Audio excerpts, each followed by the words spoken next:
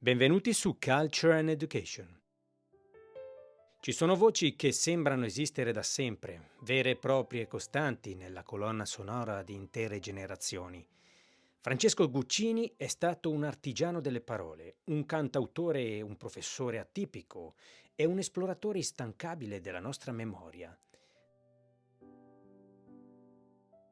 Nato a Modena il 14 giugno del 1940, a un soffio dall'ingresso dell'Italia nel secondo conflitto mondiale, Guccini trascorre gli anni cruciali dell'infanzia a Pavana, sull'Appennino tosco-emiliano.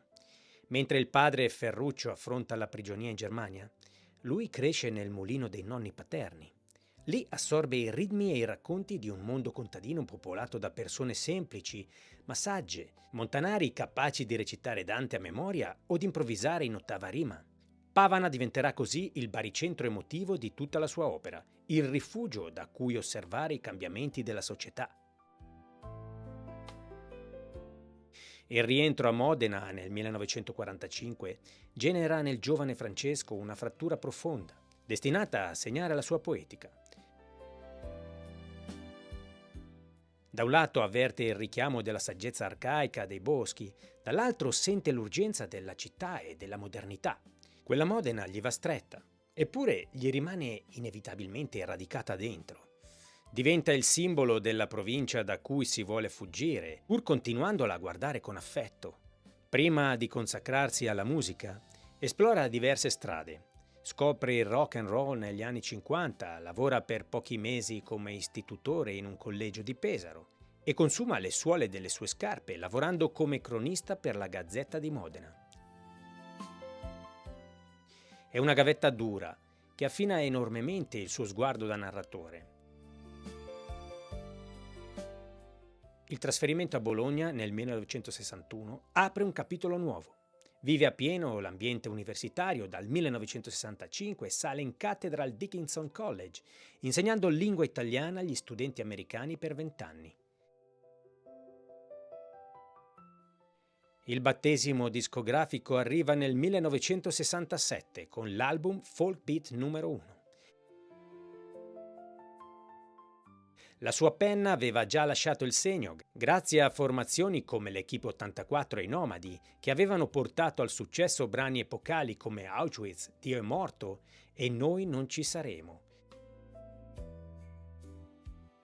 Scriveva in modo del tutto nuovo per la musica italiana, fondeva cultura alta e impegno civile, affrontando temi immensi con naturalezza.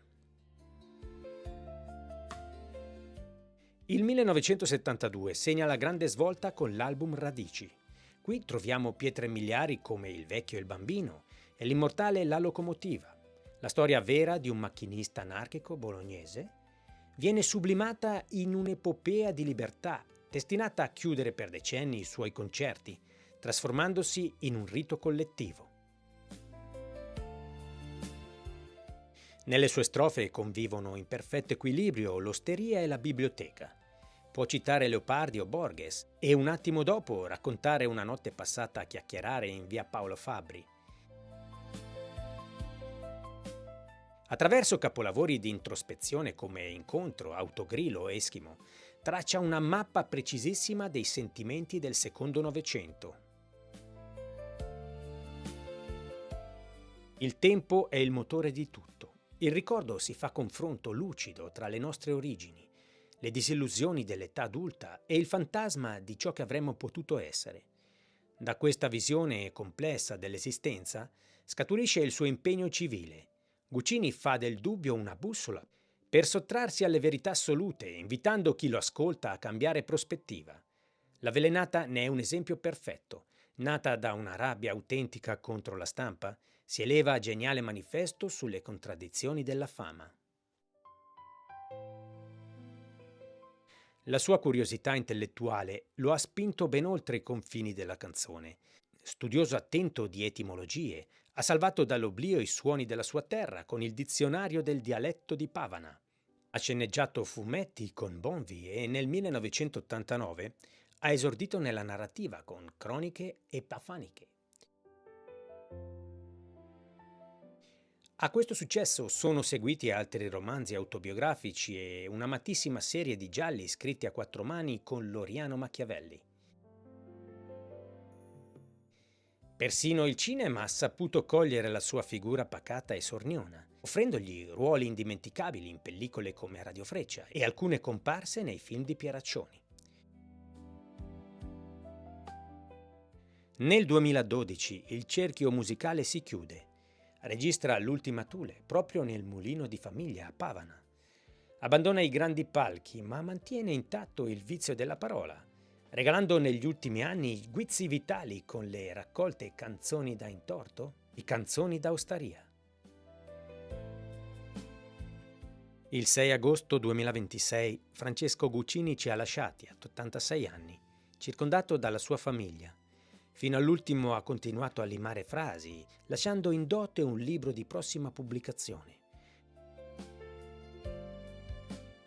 Con lui se ne va un maestro che ci ha insegnato come la canzone possa farsi letteratura e come il dubbio rappresenti la forma più alta di libertà. Grazie per aver condiviso questo viaggio con noi. Continuate a interrogare il passato e a nutrire la vostra curiosità, sempre qui, su Culture and Education.